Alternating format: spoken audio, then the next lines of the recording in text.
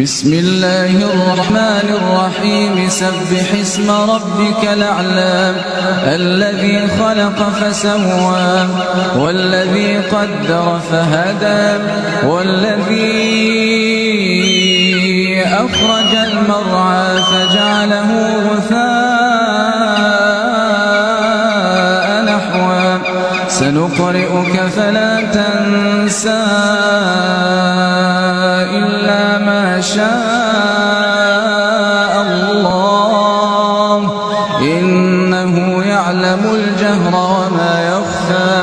ونيسرك لليسرى فذكر إن نفعت الذكرى سيذكر من يخشى ويتجنبها الأشقى الذي يصلى النار الكبرى